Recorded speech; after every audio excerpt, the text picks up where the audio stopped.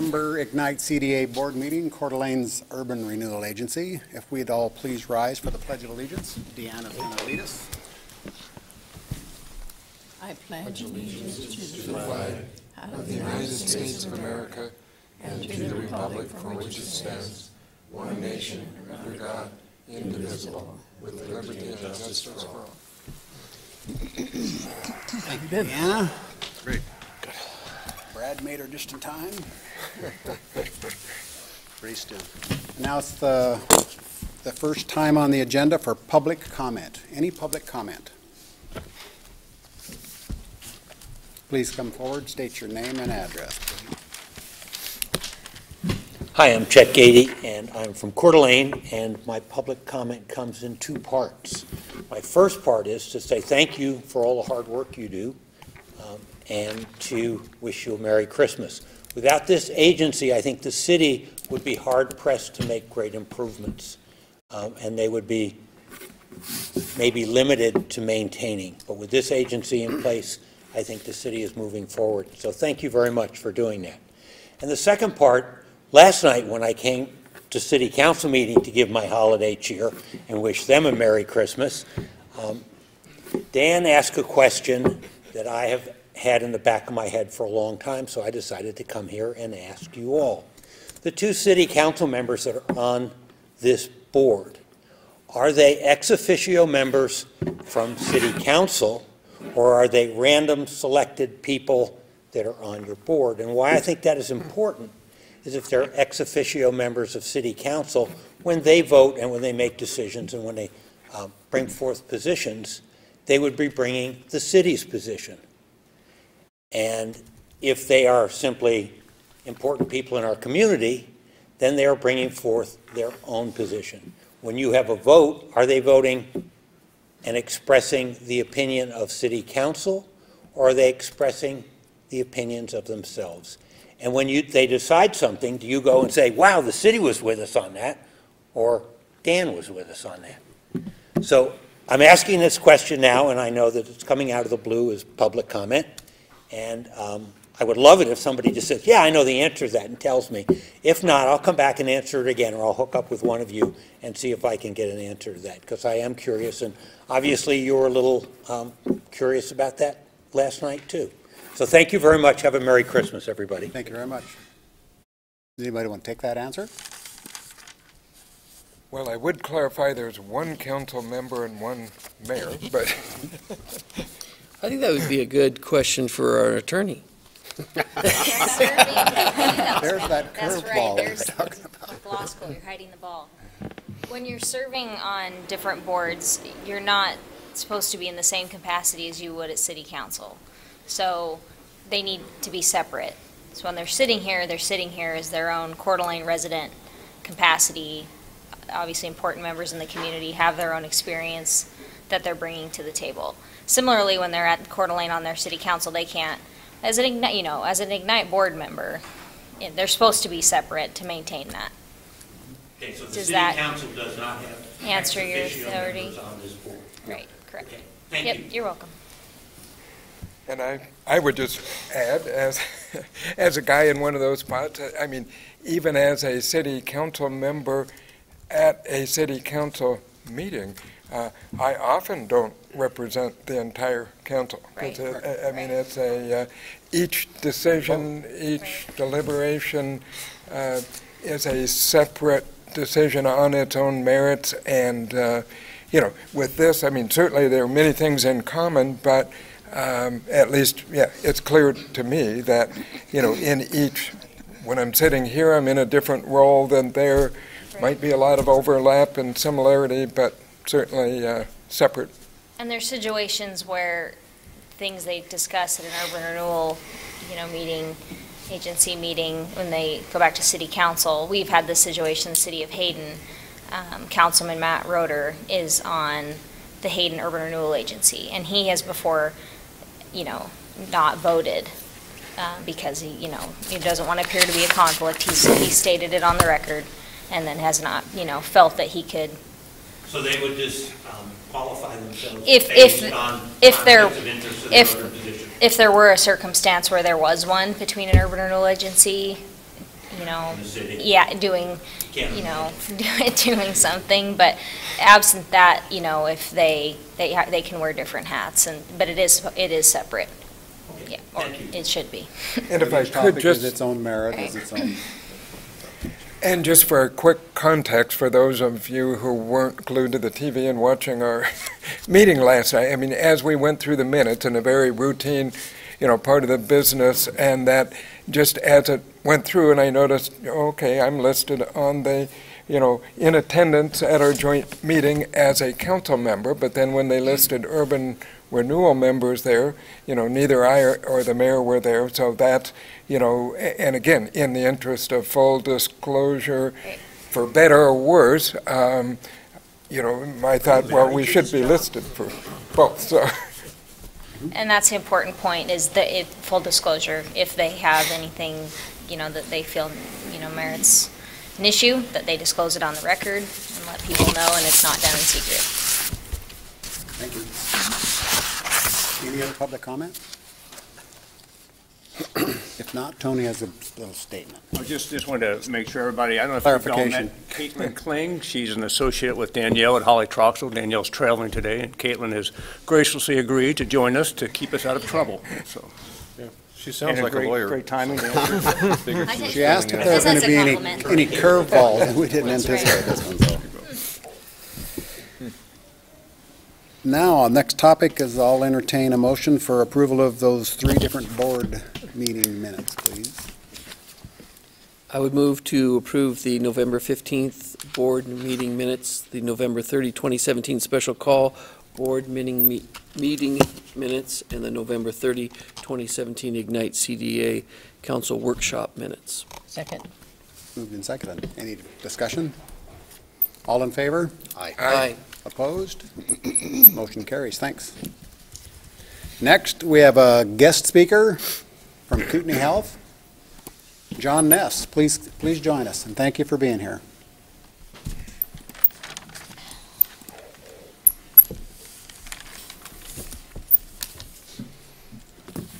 Good afternoon, and like your last guest, I wanted to thank you for everything you do for our community. Appreciate your dedication and time, and happy holidays.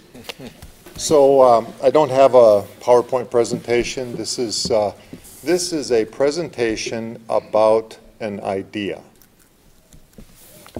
So let me go to a different place in the United States. Let's take yourself and your mind to the state of Minnesota. There is a county in the state of Minnesota that has a population that is virtually identical to Kootenai County. Obviously, in the state of Minnesota, it's a 4-season county. They have a major healthcare organization in this county that was having very significant development problems, couldn't grow, traffic, transportation issues, but they had a grand vision for the future. And so they engaged with private developers, public interest, the state of Minnesota, the city, and put together a $6 billion 25-year master plan to develop a medical destination center so people could fly there from everywhere in the world. And that place is Mayo Clinic. And so they realized many years ago that a hospital is more than a hospital. It is a huge generator of activity, a large employer, a magnet for people from a broader geographic region to come to our community for personal and family needs, but they also need amenities. So we're part of the Mayo Clinic Care Network, so I've spent a lot of time with their leadership trying to understand how did they do this? Because in their state, they actually convinced their legislature to make an investment in the city of Rochester to redevelop their downtown. I'm not in a position to suggest that we would do that here. That's not the intent. But let me tell you what we're doing at Kootenai Health, and this is an idea not just about Kootenai Health, it's about a part of our community. It's a part of a geographic part of our community. So I'll go back a few years, and many of you are familiar with our growth strategy, but we put together the hospital's growth strategy and strategic plan in 2011, and we also put together a long-range financial plan and a long-range facility plan. So if you fast forward from 2011 to today, where are we at? So the short version is that Kootenai Health has grown by approximately 75%. By the time we hit 2020, we will have doubled in size. So we've grown from 1,900 employees to today, actually this morning, we have 3,200 employees. The average salary of a hospital employee is $60,000 a year. 78% of our employees are female. Over one-third of all of our patients are from outside of Kootenai County. So last month, almost 40% of all the people coming to the hospital campus are coming from outlying communities. And today they come from Bonners Ferry, Moscow, Grangeville. We get patients from western Montana. We sometimes get patients from Spokane. So it's not just a local hospital, it's a regional medical center, and it's pulling people here from outlying communities. Many of those families and patients are not here for just one day. They're here for multiple days, and they need amenities and support for their family. That includes hotels, restaurants, etc. So we had hoped that our growth plan would work so we could better serve the community. So our long-range facility plan, the first phase of it, many of you saw when you drive along US 95, we built the 100,000 square foot, we call it the East expansion. And that's been a fantastic experience for our patients. And that was completed in 2016. We're now in what we call phase 2, and we're expanding our main operating rooms and our emergency department. There's other departments involved. But there's also a phase 3, which I'm not prepared to announce today. I think our board will make the decision in early 2018. And even beyond that, there are other concepts and ideas that we're going to be bringing forward. So our feeling at Kootenai Health is we're going to continue to grow. And we need to grow with the community and with the region. But with that growth, as you all know, we've got some challenges. And so when we look at this, we've got some really significant traffic problems on Ironwood Drive, and we've implemented some initial phases of work on that in terms of new light signals, expanding Ironwood Drive, turn lanes, etc. But the traffic volume on Ironwood Drive, based on traffic engineering studies, at certain points in the day is as heavy as US 95. And that road was never built for that volume of traffic. And it was never contemplated that that volume of traffic would hit Ironwood Drive, which then connects to Northwest Boulevard, which then connects to I-90. So we've got traffic issues. Another thing that we've seen is that there's really no master plan for that part of the community. If you ask the question, what's the long-range master plan for that area that is south of the interstate and west of US 95, there really is no long-range master plan. There are concepts and ideas, but no real development plan that there's a consensus around. We also have an interesting phenomenon. If I asked, what's the name of that place? There's no real identity. It's not downtown. It's not the Four Corners. It's not the education corridor. It doesn't really have an identity, but it is very likely the single greatest source and density of employees of anywhere in the community. But it doesn't really have an identity. Some refer to it as the hospital location or out by the interstate. So then we also have a phenomenon where there are many vacant buildings to the west of the hospital for sale. And that sometimes those buildings deteriorate. Some are dilapidated, they're not kept up, and they're for sale. And generally, the predominant buyer of those buildings is the hospital. But we don't have the capital resources to be able to purchase property en masse, and so we're not able to put together large parcels of land to do big projects. And that relates to another issue, which is housing. So in the hospital area, if you go south of Ironwood Drive and south of where Parkwood Business Properties has the Interlake building, it's basically single-family housing built in the 1960s to 1980s, not a lot of multifamily. If you go back to the Minnesota experience I described, the biggest users of health care are seniors over the age of 65. And what they're looking for is high-quality, convenient, multifamily housing close to the hospital. And we don't have that availability. So housing is another issue and an opportunity. And then there's, it's an incredibly positive attribute to have our hospital located at the intersection of the interstate and US 95.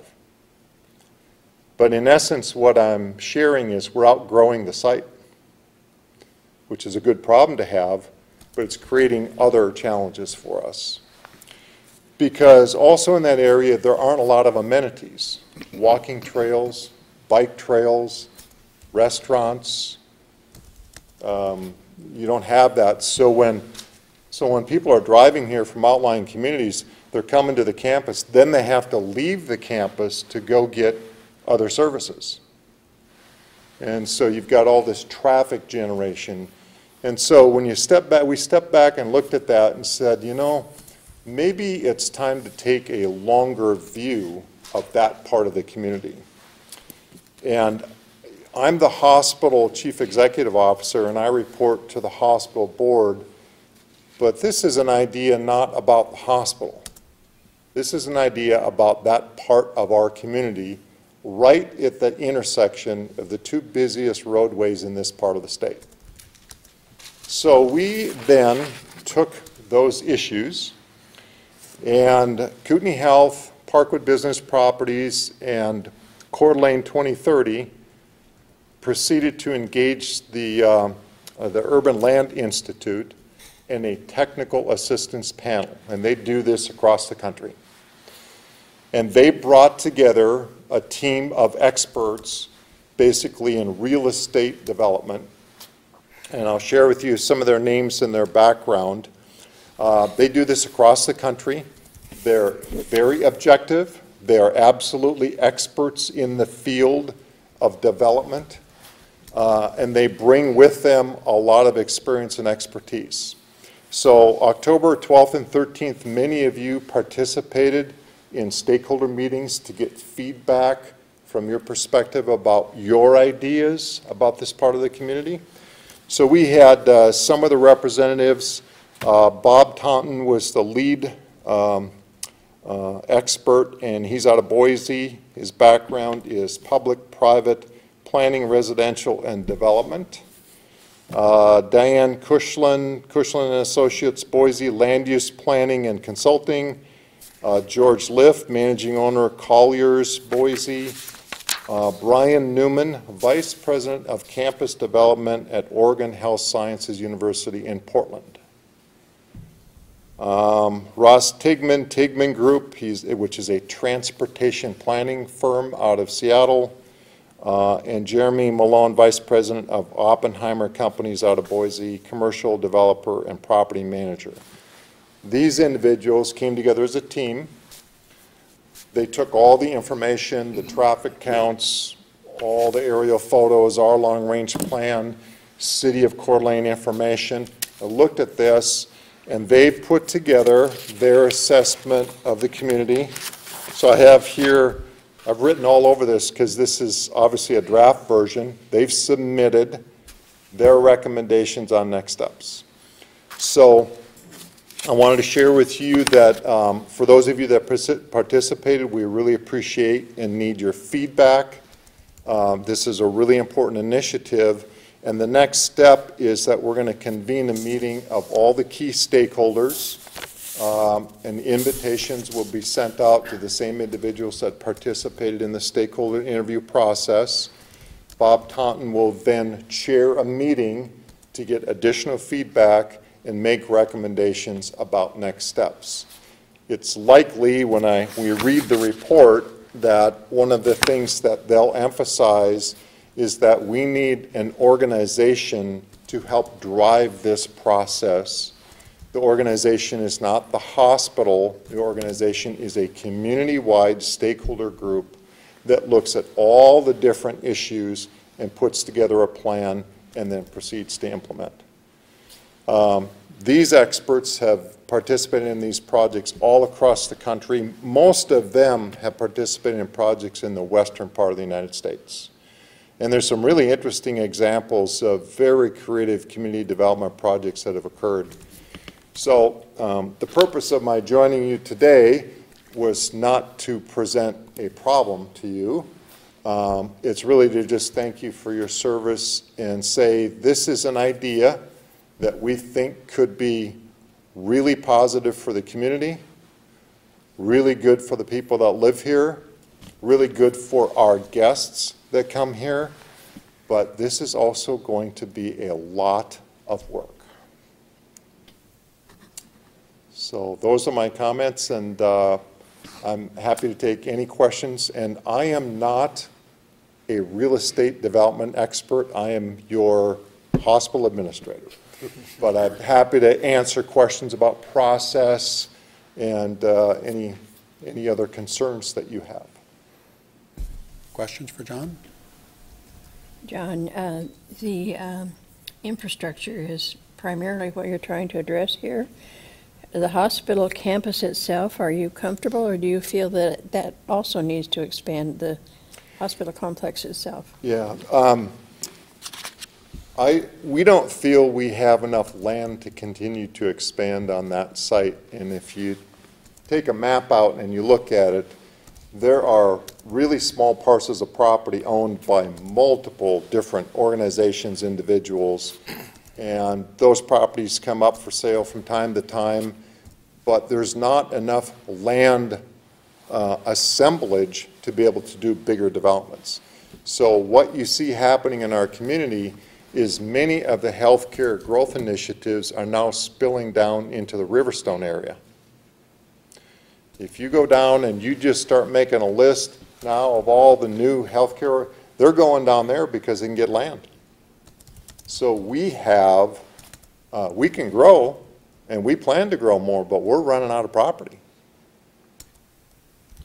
So the hospital is addressing the need for more property, but you need the community to join in. I'm not exactly sure what you're kind of asking here. It's a master development plan for a part of the community to better organize development and growth, to address traffic, land assemblage, development of amenities for our guests, our patients, and the people that work there.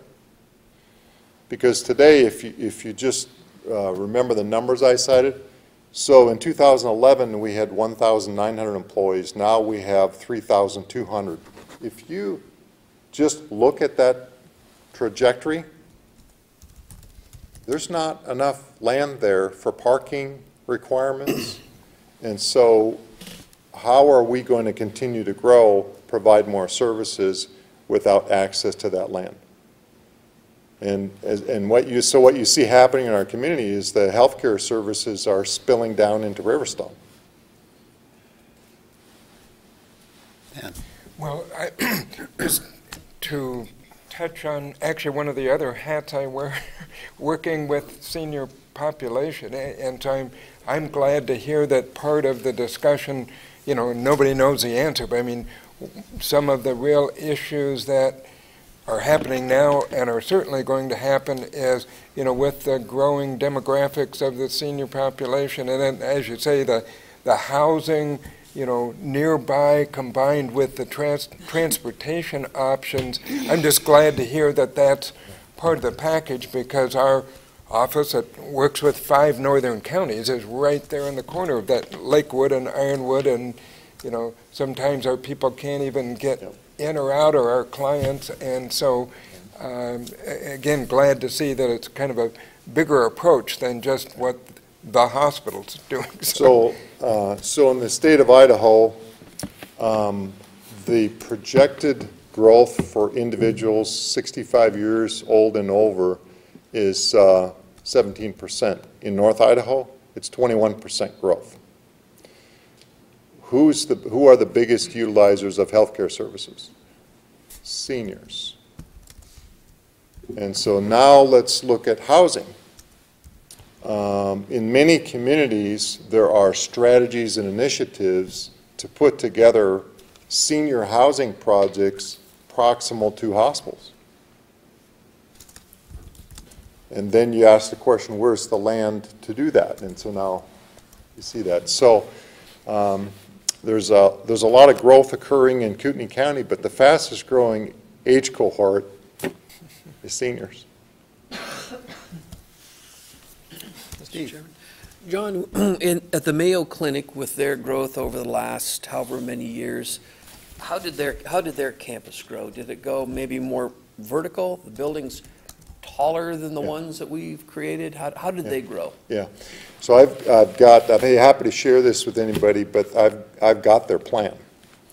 It's I don't know if you've ever been to Rochester, Minnesota, but in December, it is just cold. It's miserable. They have a lot of connected walkways, It is an amazing patchwork of sky bridges connecting all the buildings. And they had a lot of traffic issues, parking issues. So basically, it's an elegant sky bridge network for all of downtown Rochester. And they're also adding walkways, bikeways. So a lot of their issues were traffic related. And then they also went the private development route, and there's several major new hotels that are moving into downtown Rochester, because these are guests coming to the community from all over the world. So a lot of private development, traffic issues in their community, sky bridges. Taller buildings than ours? How tall is ours? Is it 4 or 5 stories? Well, a parking garage is 5, but our building is 3, so yeah. Are there bigger buildings? Oh, yeah. Some more yeah. stories in Rochester? Yeah. So it's pretty dense development there. In their community, Rochester itself is 110,000 people.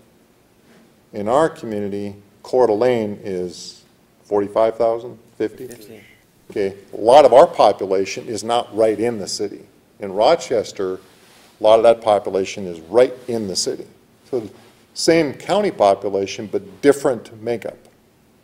So much more dense development. Thinking that one of the strategies maybe as you go south from the Ironwood district would be maybe some density increases, maybe some infill, some of those type of things to help the process. Yeah. Be something that the city could look at. We're looking at our comprehensive plan right now. Yep. So that's probably something we should really zero in on. Dan. I also noticed a lot of those older medical offices are now, some of those that you're talking about that are vacant. And some of those are, so that direction is something that could certainly be part of this planning. Yeah. And that's part of what's gone in Riverstone. So many people are wanting new offices, so they're moving down there instead of staying up in the Ironwood district. Yep, that's right. Yeah, there's, I don't know the number, but there's easily, between the hospital going west to Northwest Boulevard, a couple of dozen buildings for sale. Mm-hmm. Yeah. Easily. They're old, they're outdated. But it's one here, one there. So it's hard to develop. Buying them all and amassing enough Yeah. land to develop, Yeah. Brad? I just basically have a follow-up to Deanna's question, some of the others. First of all, I appreciate everything you're doing at the hospital. I mean, it's a tremendous asset for our community, so these services are available in our community, plus the economic engine it is, bringing people into the community. I'm just still wondering how we can help you. Are you thinking about a possible future urban renewal district in that area? And there's, just as the mayor said, there's the new comp plan being revised. I mean, are you looking to help with land assemblage? You know, something to more identify that area, the medical district or whatever. And just how do we help you? There's no question about what a great asset that is to the community. So, so one scenario is that it becomes, it does become an urban renewal district, and it's the medical corridor, not the Kootenai Health Medical District, but it's a medical corridor. And that district is basically looking at using your financing vehicles to assemble land and to put plans together through innovative public-private investments. Okay. That's, if you crosswalk over to Spokane, there's something called the University District. They are doing the same thing in Spokane with the university area, and they're looking at bringing in outside resources and private developers to organize investments in future facilities.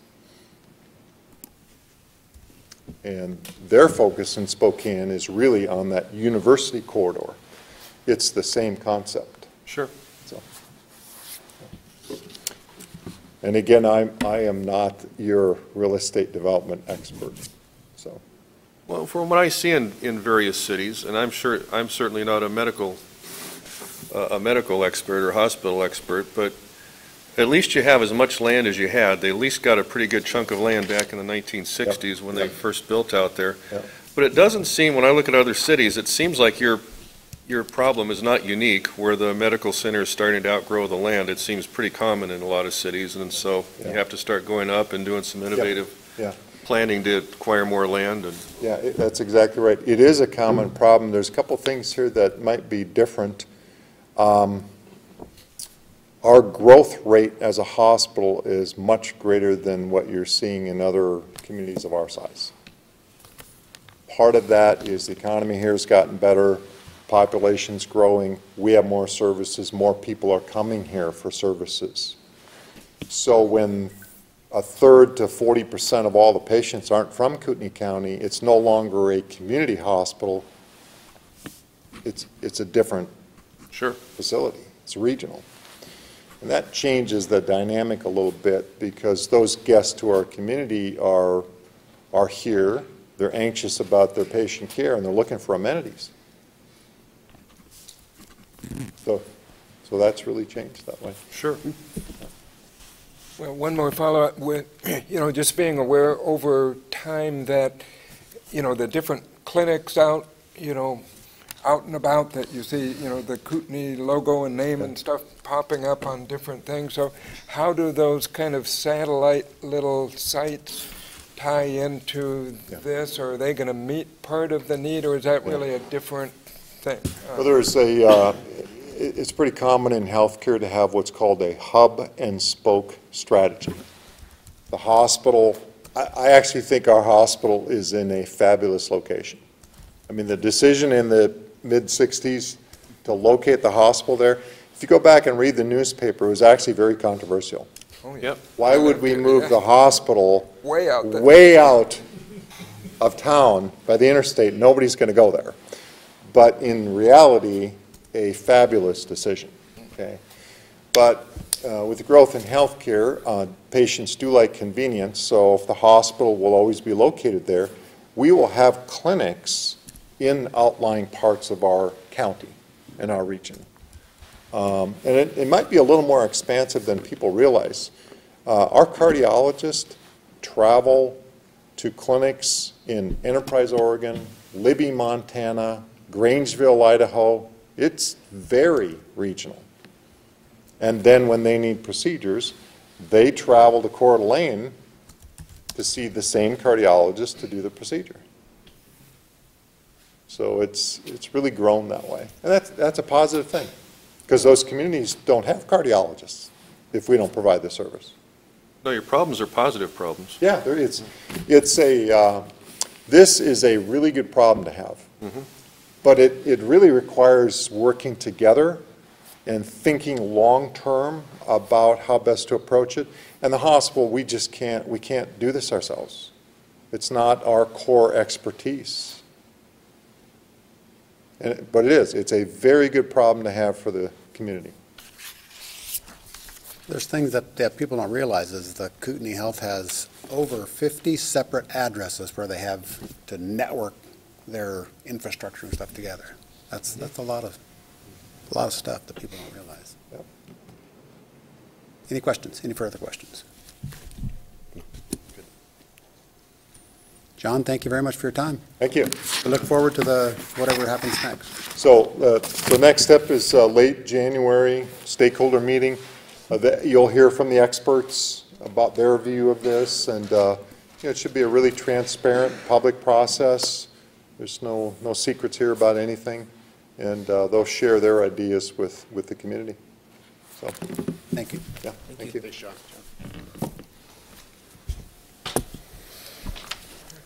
Interesting. Next on the report, or on the agenda, is Commissioner Arman, Finance Report.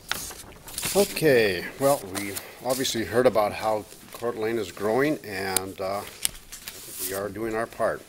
So let's take a little bit of a look at the financials for November 2017. We'll start out with the Lake District balance sheet. The Lake District experienced a $100,957 decrease in cash assets for the October month end. Other assets, we had a $26 earned interest on the account from the balance versus October. It's been actually a pretty quiet month. Liabilities and fund balance, mortgage and notes payable line item had a decrease of $6,012 for November, which represents a standard month of debt service.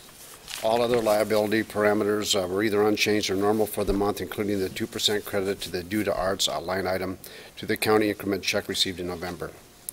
Looking at the Lake District P&L, the Lake District received $12,632 in tax increment revenue from the county in November.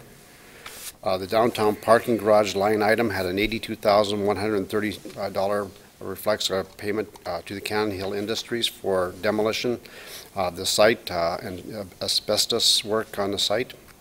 A special project reserve had a $50,000 reflection for reimbursements to the city for the donation to the museum per the Curl family property agreement for the Lake Drive property.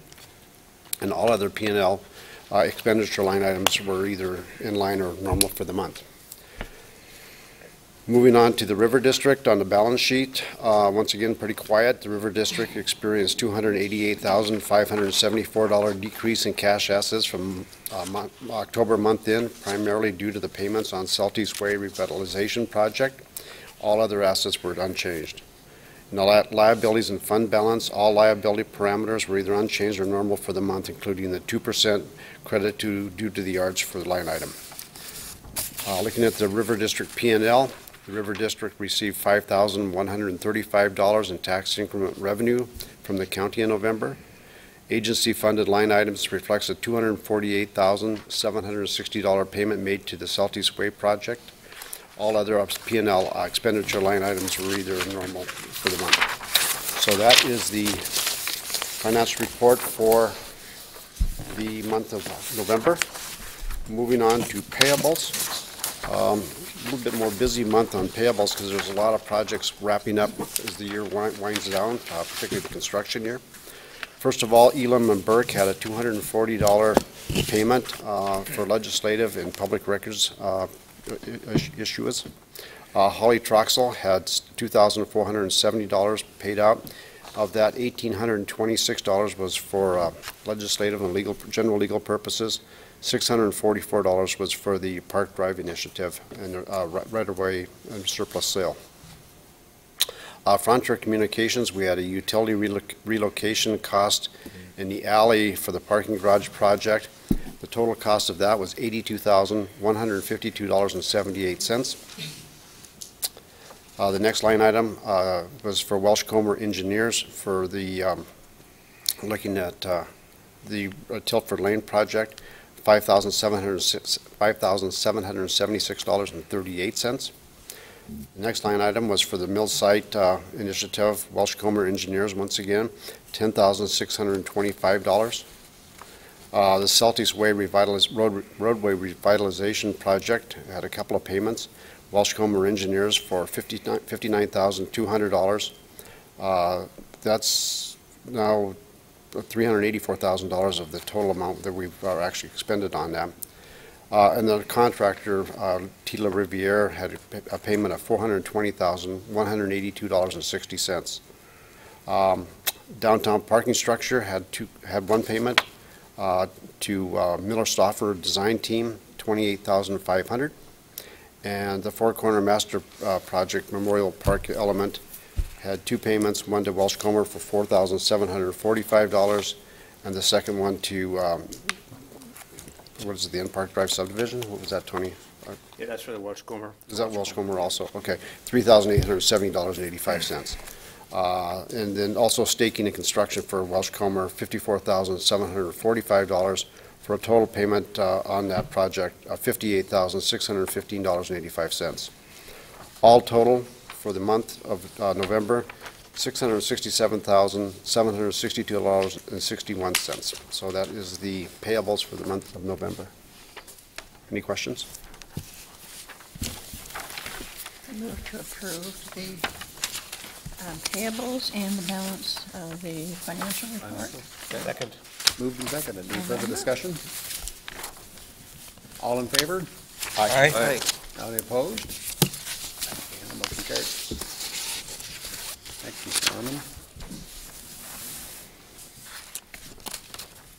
Next committee report is the parking committee, Mr. Jordan. We have Nope. Audit.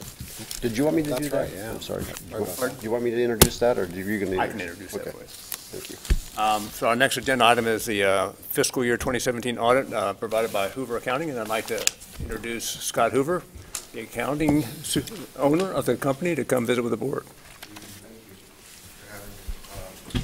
I completed the audit for the fiscal year ended 9/30/17.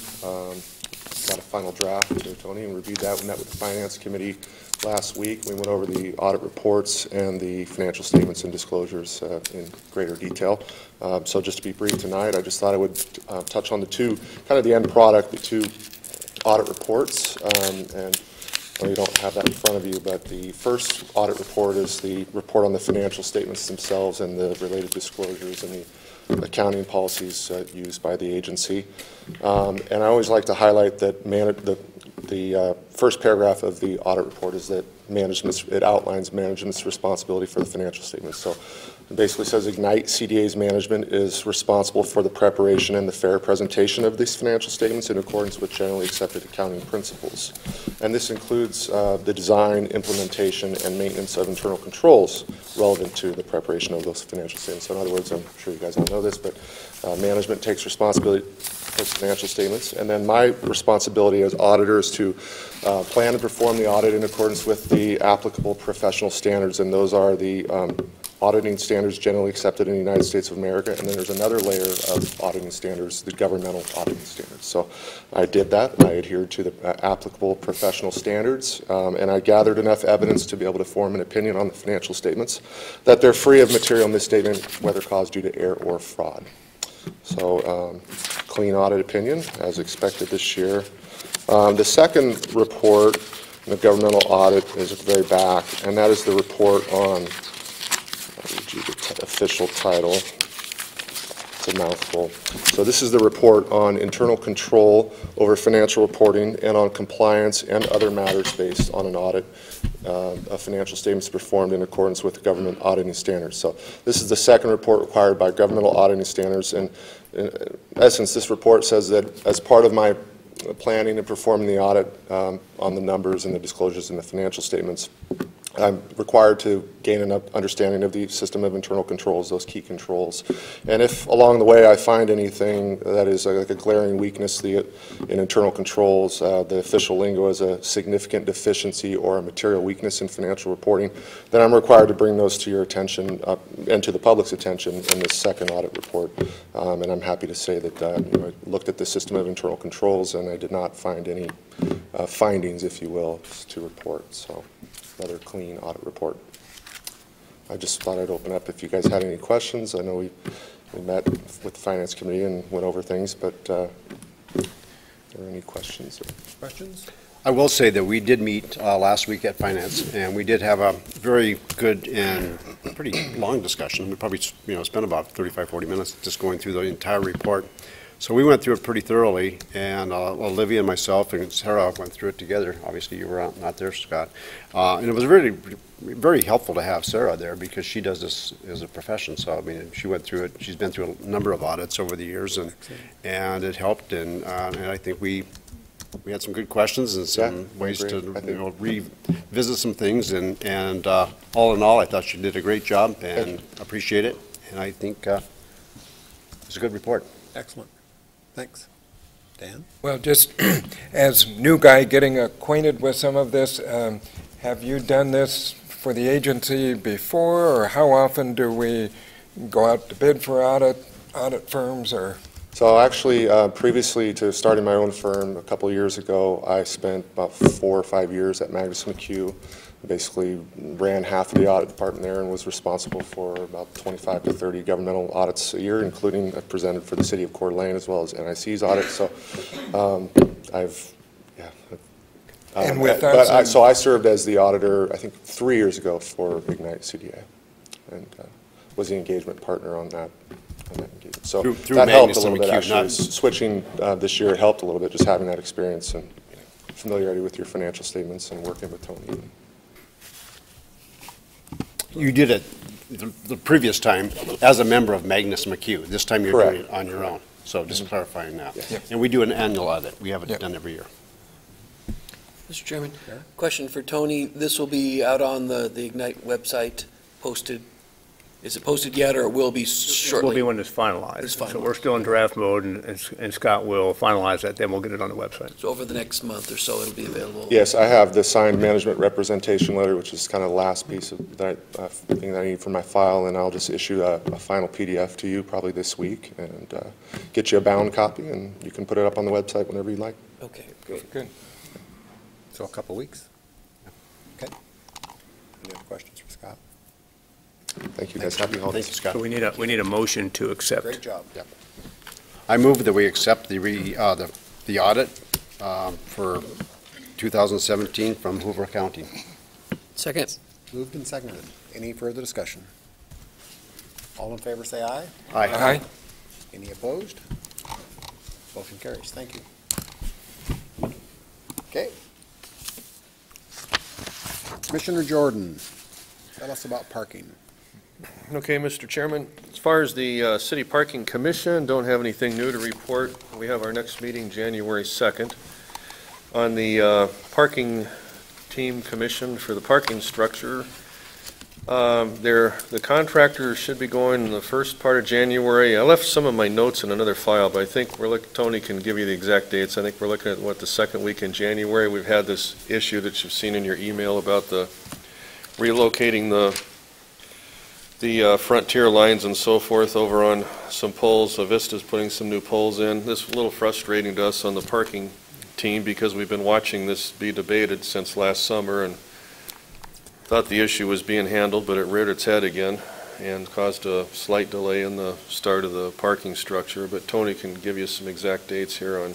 Yeah, so Avista this week is putting new poles in on the site. And then once the new poles are in and Avista gets their wires restrung, then Spectrum Communications needs to relocate their lines on the new poles. And then when Spectrum is done, then Frontier can locate their lines on the pole. So it's a tiered approach, and it's a very structured process. So we're hoping to have the general contractor on site the second week of January to start shoring operations, which will be quite invasive and loud, as you remember with Memorial or with McEwen Park. They have to drive those shoring plates in to kind of firm up the perimeter so they can dig, and so we'll have a little bit of that noise for a few weeks. So. Thank you. And that's it. We're moving forward. Thank you. Thanks, Commissioner Jordan. Thanks, Tony. Sure. Executive Director's Report.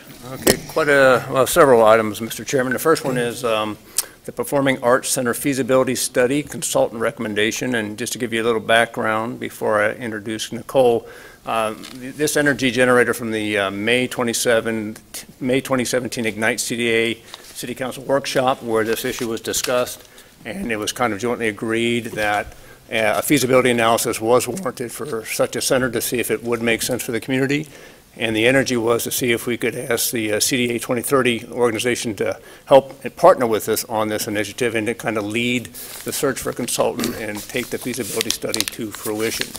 So with that introduction, I'll introduce Nicole to kind of give a little summary of the process to date and CDA 2030's recommendation. Welcome, Nicole. Thank you.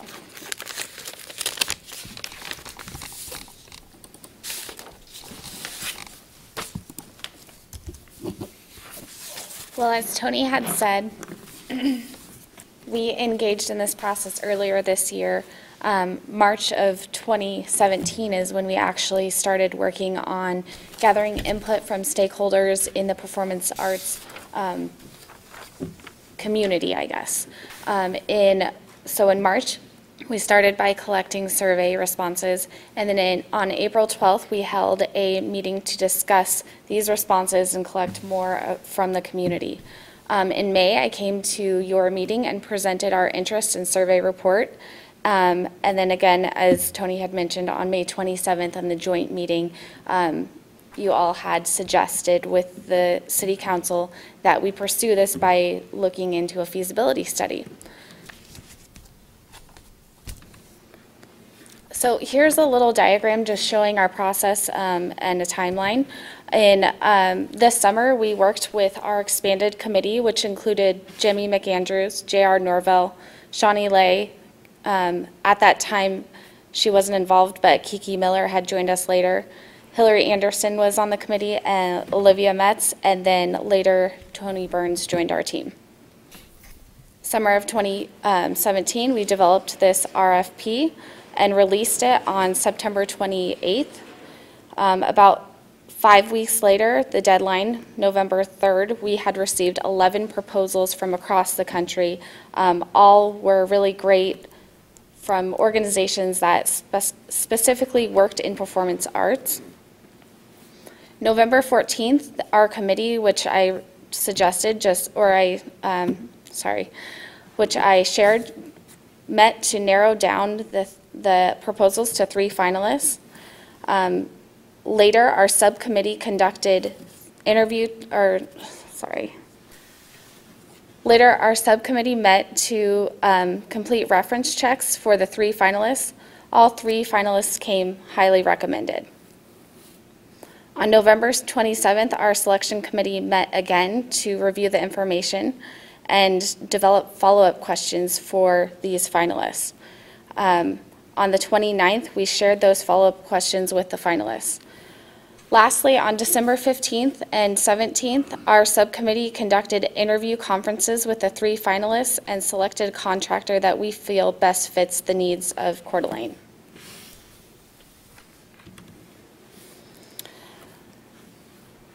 HVS, Convention, Sport, and Entertainment Facilities Consulting, was selected by our subcommittee. We felt that they provided the strongest financial evaluation and strategies.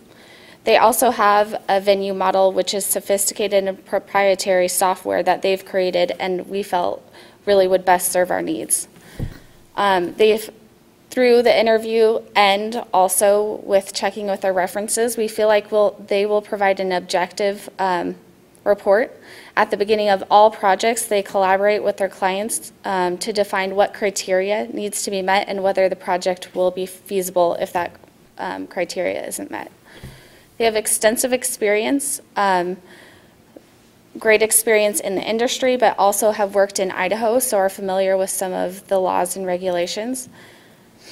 And we really feel like they have the best experience out of all the proposals. They came highly recommended, as I had said before. The City of Fargo has used them in two different studies and is going to rehire them. Particularly, they are pleased with the business research. And finally, looking at Fargo's study, we feel like they have produced a great product. So the logistics. The study would last 12 weeks. They would come to Coeur d'Alene for 2 site visits. They're based out of Chicago. The site visits would be at the beginning of the study and for a final presentation. Costs associated with their services is $62,750. This includes the ad alternate of a survey of potential contributors, and that is at $7,500. Here quickly is their study scope, and this is based off of the RFP that we provided for them. So I'll give you just a quick minute. But as you can see there, it's in 2 phases, and then there's an optional service, the potential contributor survey.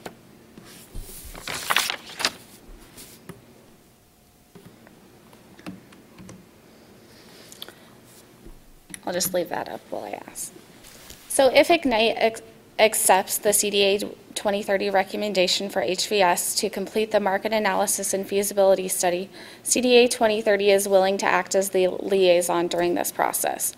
Our request would be that Ignite fully covers the study expenses and provides legal review of the contract. Again, the total cost would be $62,750, and then the ad alternate is coming in at $7,500, which would be assessed mid-study if that's a piece that we'd like to continue doing. Might I just chime in? So, Nicole, if you could back up one slide. So maybe the way we can approach it to the board is that we enter, but maybe propose a contract with HVS for their base proposal amount plus their travel expenses, and then have a contract that amount, and maybe then have as an ad alternate to that contract, the $7,500, and see if we might want to trigger that when the time's right. Is that kind of a good suggestion, maybe a path to proceed? Right.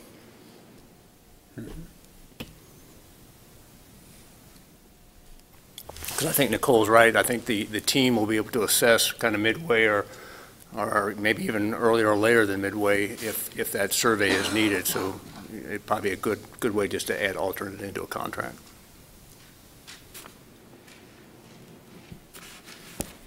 Questions for Nicole? I'll just make one comment. I really think this is a great first step. I mean, it's something that's been kicked around, debated. This is a chance to really decide whether or not this is feasible. If it is feasible, what's the funding mechanism?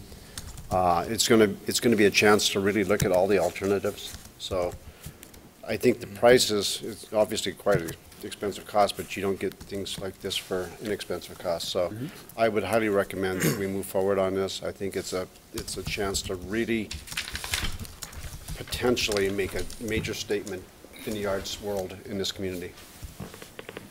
Thank you.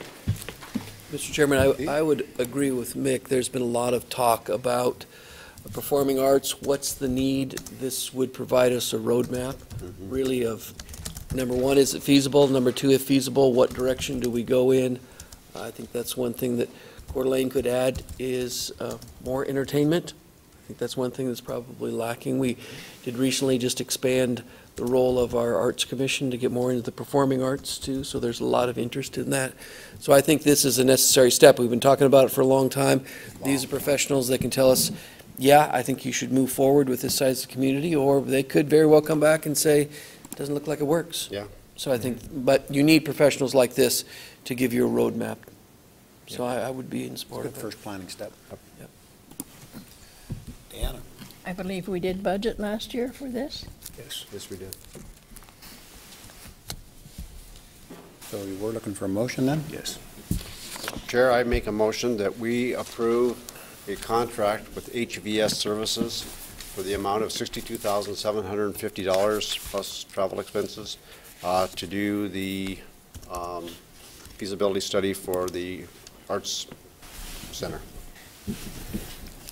Amend the motion to, travel is included in this. Oh, travel is included? Okay, I thought when we looked at, there was an alternative cost for travel. The one ad alternate would be the additional survey. So $7,500. I thought when we saw the original, there was some transportation costs if they had to make additional trips. Is that not in there? That HBS. I can answer that. So their proposed fees is $49,250. That's Okay. their proposal fee. So the transportation fees are part of the total? Right. Then you add $6,000 to it, then you add the 7,500 if you want to. Okay, perfect. So, a Tony, contract, would we be deciding on that $7,500 down the road? So my suggestion might be just to go ahead and commit to the 55,250, and then have the 7,500 as an add alternate to the contract. okay. So 55,250 is the full That's a proposal plus cost travel. minus 7,500. Right. Gotcha. And so we can have it in the contract as a 7,500. I will amend my motion to the 55,250. Second. With an ad alternate. Well, are we going to do the ad alternate Well, now? it would be in the contract, and so then the board would. With the ad alternate then, of 7,500. Moved and seconded. Further discussion? This is a great idea. All in favor? Aye. Opposed? Thank you very much, Nicole. That was outstanding.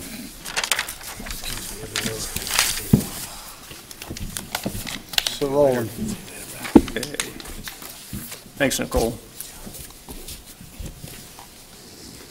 I didn't get the second on that part. Oh, Dan, thank you. Dan English. Okay, the next item I have, Mr. Chairman, is the Atlas Mill Site Planning Proposal. Little background on this. You're given the decision by the board in September of 2017 to seek additional time to further analyze the plan for the mill site acquisition and development. I went ahead and engaged the Welch-Comer engineering team to develop a proposal for Ignite to consider pertaining to the next planning steps involving the Atlas Mill site acquisition. And Phil's here tonight to kind of give you that proposal and kind of seek your insights and potential approval to move forward. Phil? Okay, thank you, Tony. Chairman, members. So as Tony gave the good background, at the last iteration, the board concluded, and I think these might have been mixed words, or it was that the deal was too lean, which I've liked that and continued to use that. Moving forward, the city is still contemplating how to fund the purchase of the of the project, and that would involve a more detailed market analysis and really a different approach to what was taken last time. If you guys remember, the time frame was very short when the city had to accomplish their due diligence. The effort that Tony and I put in that time was, I'm not sure if it was rushed. It was, we had to make some pretty general assumptions, and at the end of that, the financial models indicated the deal was too lean. In this step, we're able to approach it much more strategically and analytically. And the project goal, and I think it's valuable to understand where we're headed, is to develop a basis for the future Ignite plans that would be required to expand the River District and to create a new Atlas District. So that's ultimately where we're headed. But the board can put their arms around analytical data, both market, potential land use, and say, this is what we envision happening here, which would be the basis of your future plan. So those project objectives would be to first conduct a market assessment. That's one of the key items we didn't have the opportunity to do the last time around, is what works there. That's a pretty specialized field to do that, because there's many iterations that can happen and different types of uses that can be mixed in there. The second one would be to develop a site land use plan that considers the market assessment, funding sources, and community input. I'll show you a little bit later in the presentation where 2030 will be leading some efforts to solicit community input. Kiki Miller is leading that effort up with Nicole. Identify site development approaches and transaction structures. Kind of the simple way to think about it is, if the property is developed, and maybe it's entitled, maybe it's not, and it's simply flipped and sold, but there's tons of other ways to dispose of that property. You guys have heard currently in Midtown you have a DDA going, there's public-private partnerships, there's a whole mix of structures available. Those would be evaluated as part of this process as well. And then also developing the public space improvement concepts. As you guys probably have heard, the city's considering a GO bond to either fund a portion of the improvements or fund actual acquisition of the site. So that would be part of this process as well. So our scope of work for this effort would be first participating in the community meetings. One part of that would be just providing content. Nicole and Councilwoman Miller will be making presentations. From the past effort, we have a tremendous amount of site data, topographic data, and those are useful visual aids. conducting a market assessment. That's a very specialized effort. We have a subconsultant out of Seattle that does real estate economics, particularly for public entities, and so they're accustomed to working for public entities. Developing site development scenarios, evaluating land development implementation approaches, and developing the public space concepts, and then ultimately preparing the final plan. So that's and you guys have the detailed scope of work in your packet, but that's the high point, kind of the summary of the scope of work. I'll probably pause there just for a second if there's any questions or comments about that. Okay. The schedule, and again, where you start a little bit at the end and work backwards. In order for Tony to meet his goal of having the plans completed in October, we would need to start our work very quickly in January. The 2030 effort will start occurring in February. We would start working through a bunch of the preliminary work, and then this is really the kind of the meat and potatoes interaction with the board and a mayor, Chairman Hoskins appointed steering committee. And there's, we'll use the term charrette, but that might not be the complete appropriate term because there's a lot of finance and economics involved in that process. And this is what it would look like. One of the things that became clear in the previous process is there's a tremendous amount of interest from the leadership in this room and the leadership at City Council that they want to be involved in the process.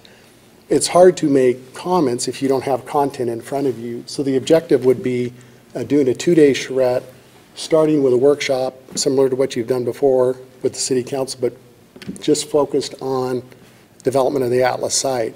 All the experts are there. There's opportunity to dialogue with my team and look at different scenarios, and we can work through those things with the entire council and board. There's also an important public component where we need to engage them with a product. Nicole's group would have been collecting lots of data. We would have used that data to develop preliminary scenarios, presented them to the leadership, and then later in the evening actually have an open house where we can bring in input from the public after they've seen something. So now they actually have some content to look at. The next day would be to take a bunch of that information, boil it down, get together with the mayor appointed and Chairman Hoskins appointed steering committee and really work through some final recommendations. And then my team would continue to work on that process. So that's a pretty intensive day effort. Tony's been involved in those before. Maybe some of the other board members have been involved. But the point is to get to a product in a timely way that has sufficient input. Going back to the schedule, you can see that charrette would be in this period here. Moving into the site development, this is really the meat and potatoes where we're back in our offices grinding away on it, delivering the product to Tony, and these are his steps here. Any questions on that? Mr. Chairman, Phil, maybe if you could just again point out, because I think that it's important that we recognize where the community involvement is, because there's several steps of community involvement.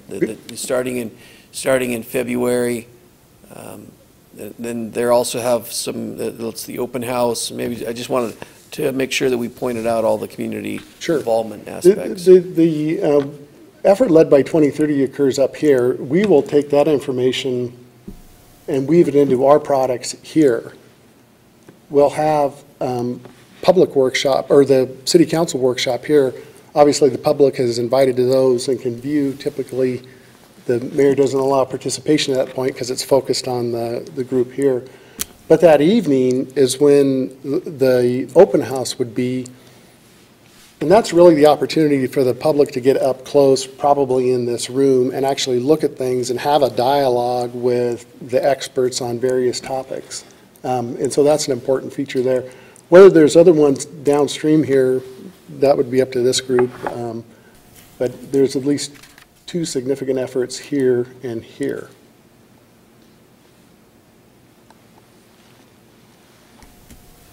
Proposed task and fee, this is the breakout. Tony and I have worked through these. this is the bottom line, 143,450. Tony had asked, is there optional items in here where the board may elect not to spend money? There is one, and it's probably this public space concept plan. That's an element, and if you think of it, when we're master planning a site, we could simply say, this is private, this is public. What goes in the public is anybody's guess. That effort is intended to take some of the information from the public input from the 2030 effort and actually put a fee and some drawings and some concepts to it so people can visualize, which would be an important feature in our opinion, but that's ultimately up to your decision. So that is the conclusion in the presentation, and glad to talk some more and answer questions. Questions for Phil? Phil, will you be doing all of this work in-house, or you can bring in consultants? We have consultants for two major parts of it, the real estate part and the land use planning part, both who are out of Seattle and do this exact work. They were listed in our proposal that Tony and the selection committee reviewed. Brad. Quick question, maybe it goes along with Deanna's. We had talked in the past about doing RFPs, kind of like what they just did for the Performing Arts Center. So is that part of what's on the table, or is this it? We've done the selection and then Welch Comer is doing this. Where are we sitting on that? Well, I was directed to move quickly on this initiative. So when we did the engineering RFQ, the SOQs that were submitted, Welch Comer put together a proposal for this Atlas Mill Site initiative, bringing in consultants and put a team together to address this. So the proposal we're bringing to you tonight is to have Welch Comer and this team go ahead and bring that talent towards this project. And that's all squared away, that we can do this under, let me page up here and find it here. So it said RFQs, not RFPs. Okay. So it's under Idaho Code section. When we did the SOQs for the engineering section, engineering initiative, that Welch Comer's proposal qualified for this. So we do not have to go out for RFPs to the general public unless you want to. So this is a tactical, kind of more accelerated version to get us to the initiative decisions that we need to make. You still can decide to go out for a general RFP process, but that was not the direction I was given. I was just going to comment on that fact. At the last meeting, we did direct you to move forward with Welch Comer. So that was a board decision at that time. Mr. Chairman. Mayfield, you could talk about, Deanna asked the question about bringing in some assistance and your expert, maybe talk about, you did mention that in the proposal of who this is, and this is I believe it's Heartland. Yeah. Maybe talk about a little bit about their expertise a little bit more and projects they've done. Sure. Heartland is a group that we had worked with before, and they're a real estate advisory group. They're a little bit unique because they actually own product. They develop product themselves, and then they work for public entities, master planning, and doing the thing that's probably most interesting is the transactional structures. They're accustomed to public transactional structures, and so that's where we've worked with them before. And they also have planning efforts in-house. They also team with other kind of specialized planners that will use. This site is challenging because of the topography. There's also some very defined public space desires. So there's several kind of known ends, we'll say bookends to this site. It's the integration of the private and the public that will be an important component to this. And between Heartland's team, my team, all of us have experience doing that. And so we think we've got the bases covered, and I think the selection committee saw that too in our proposal. Phil, when you get to the city-led community input meetings, how in-depth are you going to be as far as the remediation costs and some of the total dollars necessary to make this project work? Are we going to be there at this point in time, or is that going to be further down the line? From the preliminary work we did earlier in the year, we have a bunch of that data. I understand that, but I mean, to start, allocating space and making this work financially, we're going to have some really hard dollar costs figured out there. And it won't be done there. And so part of... Where in the whole scheme of things do you see that happening? Right in here. Okay. And so when we show up in front of the decision makers, because I know you're going to be digging into it, Commissioner Jordan will also be digging into the real estate components. We want to be able to have that dialogue in the workshop and iterate with you, because it is an iteration. Because, one end of the extreme is lots of public space. The other end of the extreme is no public space. There's also the remediation areas that are involved, and so that occurs right here. One of the cautionary tones we have been providing to Councilwoman Miller, when you start up here, and not just, and she understands this as well, when you start up here with very broad ideas and you don't give white lines on the road, so to speak, it's challenging to get the public focused on what they should be talking about. We hope to provide some content up here, because we've already got the work product, to share up at that first stage. So when the dialogue occurs with stakeholders up in here, they're kind of focused and not as broad as they could be, because we don't want them to get, you don't want them carried away. You don't want to set up unreasonable expectations here just to take them away down here. Very true. I'm just going back to something a couple of slides ago where you talked about where we might shave a little off here or there, and that has two public space concept plans and costs.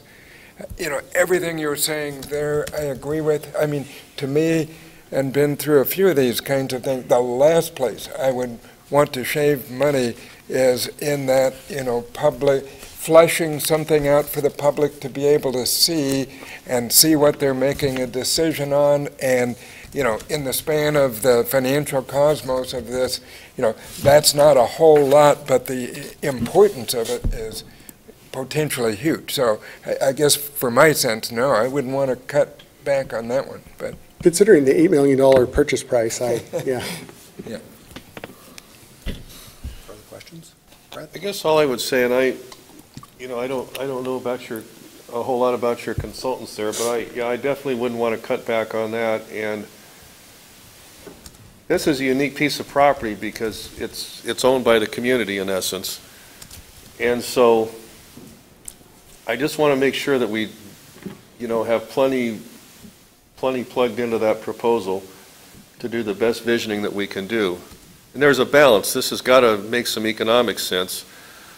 But a developer going in to look at what the fastest turnaround is for the most money may not be what the community's goals are. It's got to make economic sense, but we're also looking at really visioning, what serves the community as a whole the best on that property, if I'm getting myself across on that. That's one of the elements that Tony and I have talked about extensively, and our objective is to really dig into that at this workshop. And our intent is essentially to show two different ends of the spectrum. They won't be as broad as what I articulated earlier, but they'll be boiled down to these things.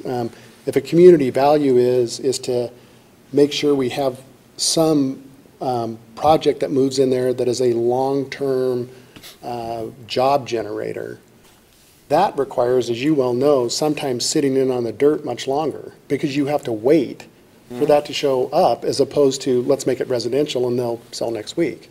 But those are decisions that amongst this group and the city leadership that you're going to have to weigh. Are you prepared to sit in the deal maybe for 5, 10, 15 years until the right one shows up? And then, of course, we'll be weaving that data into Tony's financial models so he can show how that affects the River District and the Atlas District. The city leadership will have to say, because they're going to want to recover their $8 million. There's a lot of moving parts in this, and that is a key element we've been talking about extensively. Right.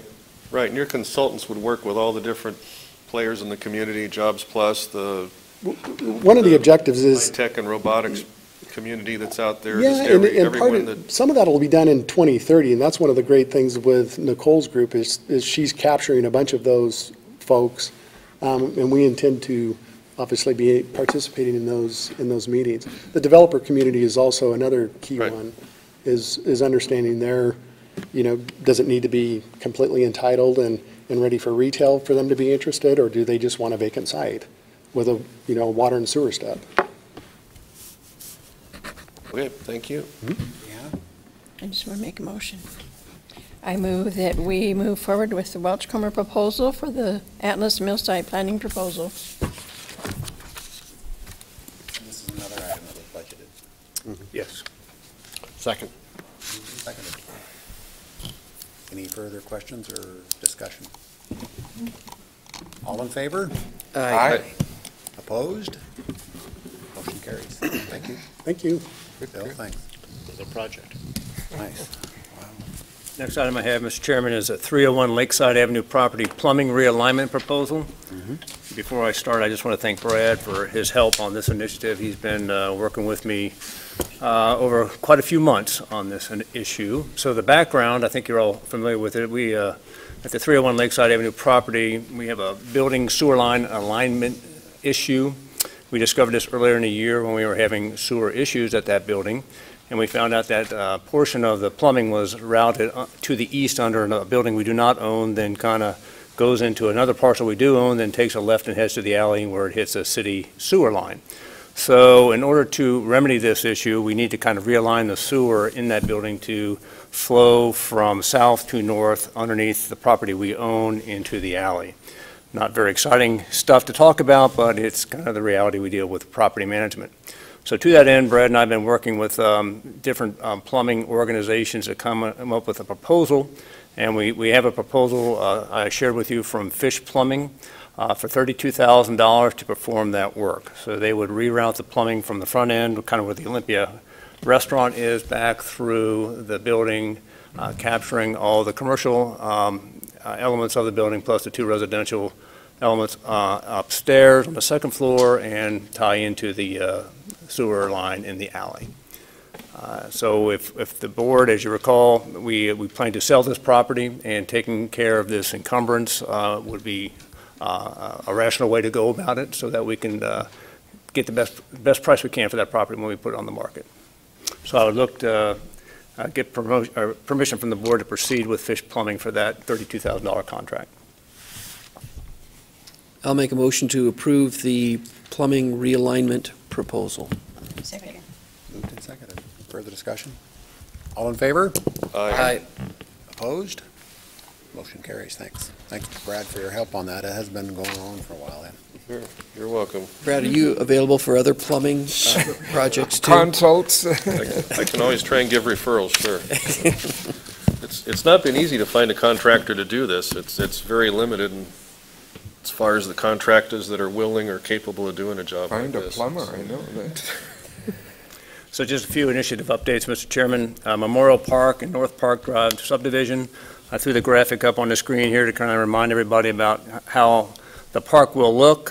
Some of these elements have already been done, the realignment of the field.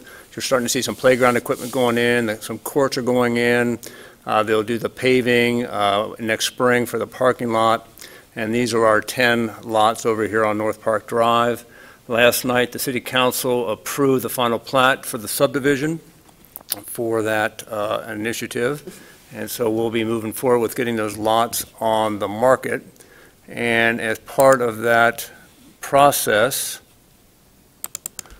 I worked with Welch Comer and Bernardo Willis to develop signage that we can also use for other marketing elements. And so here's the sign that we will put up on the site. It'll be on a 4-foot by 8-foot sign. You see the lot layouts. These are the 10 lots. The brown area signifies the building envelopes that will be on each lot, so the owners can see kind of where the buildings can be. They will be single-family residences. You'll see some These lots kind of got little indentations. This was developed per direction from Ignite Board and City Council to save trees. These are, I can't remember the right term for these trees, but signature trees or thank you, grand scale trees that we're trying to save on these lots. The sign will also include the pricing for each lot that the board has approved, some renderings on what it might look like, the lot layout with the eventual berm that will exist behind the lots that separate it from the active park elements. And there's some verbiage here, it might be hard to read, but it just says basically that sealed bids will be accepted for each lot until 3 p.m. on February 21st before the board meeting on that date. We'll open the sealed bids and directing them to the website for more information where we'll have the auction packet and all the information that a potential buyer would need. So that's the design that we'll be going forward with. And we can also use this on flyers if we want to, or to put anything in the paper, however we want to get the word out on these lots. Yes, sir. Was this the Dill Hatch drawing? Yes, that's part of the Dill Hatch. They put the whole sign together with input from Welch Comer on the logistics and this table I provided. And that was my other question, the table there where the arrow is that part of the sign? Yes, the whole thing is a sign. Okay. I mean, it almost looks more confusing to a buyer to see the adding of all the prices on there and so forth. You're probably going to get a lot of calls and questions on that. I'm just curious why that needs to be on there. I mean, part of it needs to be on there probably is good information on the lot sizes and so forth. Well, the intent was to share that these will be sold individually and to put the price on what the lots are selling for. Just giving I think where it gets off is the totaling everything there. Okay. I don't know if that needs to be on there. I'm just thinking you're going to start getting people saying, well, does that mean I have to buy all those, or you know what I mean? I'm not, obviously you want the price on each lot. I'm just wondering about the totaling at the bottom of it there. Okay, we can take that off. And I'm open to input on that. This is in draft form, so we can edit it any way you'd like. So we can take those bottom 3 lines off. When will this be available for, like, in an electronic format, so it can, is that going to be broadcast then out to? It just depends on how we want to market it. You know, legally, I have to put a legal notice in the paper that we're surplusing landing, selling it, and then we can go any route we want to communicate this. If we want to put something in the paper, we'll most likely will have to pay for it, pay for an ad. Mm-hmm. We can get it out in many different venues. But having signage on site is critical, but we can use this in other venues. Well, and I think, other than the bottom 3 lines, I think everything needs to be on there. I just think that you're going to start to get a lot of confusion on the, you know, that average lot value and everything else on there. If it was a private developer, he would probably have everything above the bottom 3 lines there.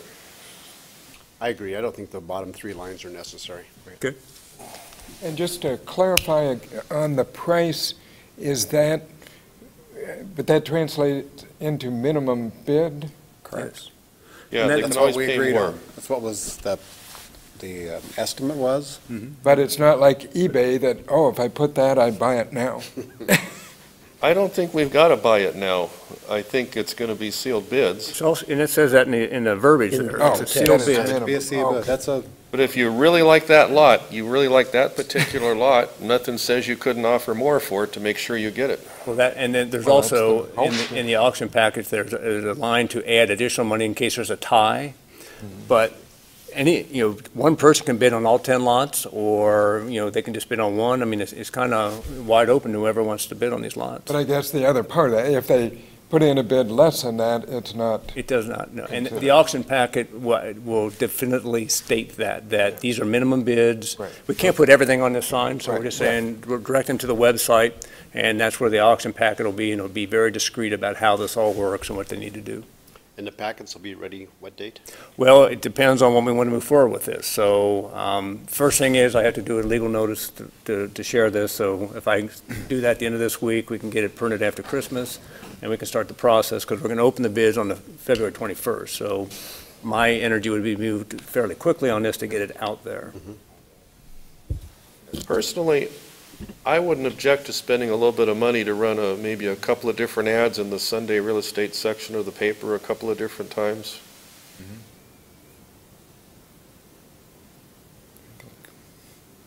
I agree. Okay. We are marketing real estate, so that's our role. Got to spend money to make money, they say. Okay, so I'll work with Dale to remove those bottom 3 lines, and otherwise it looks good to go. Okay. And then when that's done, can you get it to us all electronically then? Yeah. Oh, yeah. And then, yes, I would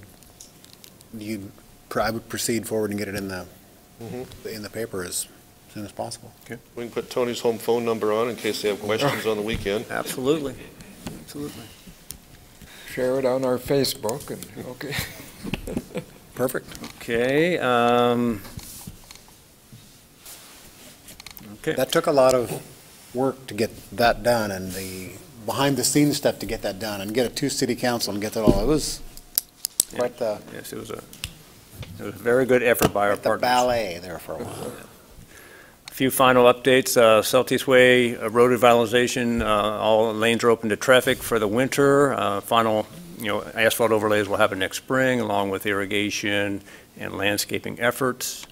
On the railroad right-of-way surplus property sale, we are still in conversations with Active West on the purchase and sale agreement. We're still working through due diligence issues associated with that sale. And the Ignite at Riverstone project, formerly referred to as Tilford Lane Initiative, we're still working with Welchcomer engineers to determine the viability of that proposed land exchange, giving some fluidity out in that area. So we're still working on ideation to come up with a potential trade scenario that makes sense for the city and as well as the agency. So those will be coming to you, hopefully with more updates and progress after the first of the year. Thanks, Tony. Sure. Anything else? That's all. Any questions or comments for Tony? Now on the agenda, it's time for board commissioner comments.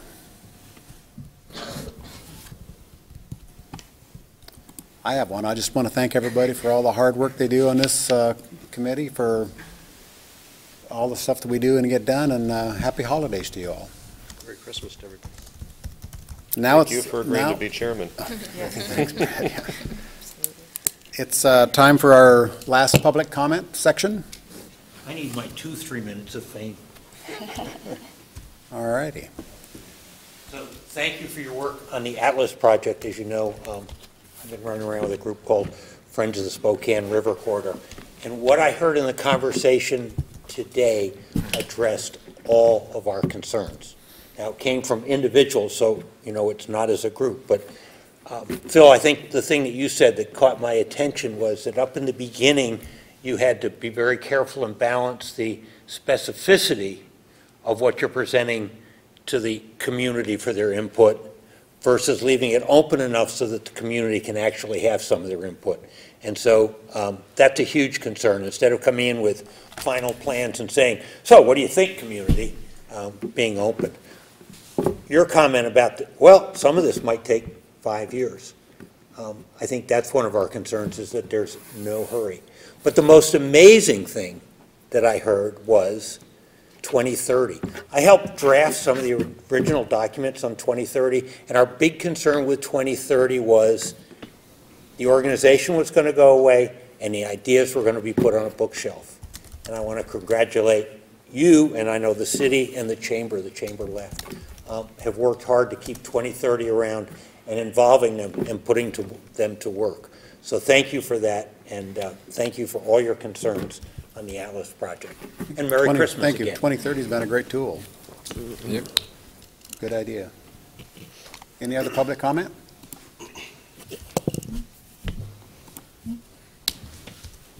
Name, please. I'm Ben Weymouth with TO Engineers here in Coeur d'Alene. You were all kind enough to select us as one of the members on your engineering roster recently, and I just wanted to show up and say thank you for that. And we look forward to helping you guys out with something somewhere along the way.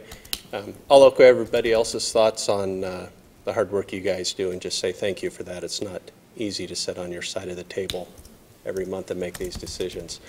The other thing, you'll see us again, I'm on the implementation committee for Vision 2030. We'll be involved in the Atlas Mill site. I'm on the committee that's looking specifically at that.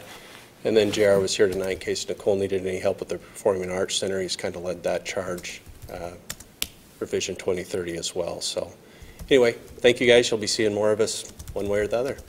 Thanks for introducing yourself. Any other public comment? Next will be, we'll need a motion to enter executive session, please. So moved. To enter executive session, I'll second. Idaho Code Section 74-206. There you go. Keep going, section 1C. Section 1C, to Acquire an acquire an interest interest in real estate property which is not owned by a public agency. Second. Moved and Okay. seconded. So, got that? Roll call. Lander. Okay. Metz. Yes. Norman. Yes. Whitmire. Yes. Jordan. Yes. English. Yes. Hoskin. Yes.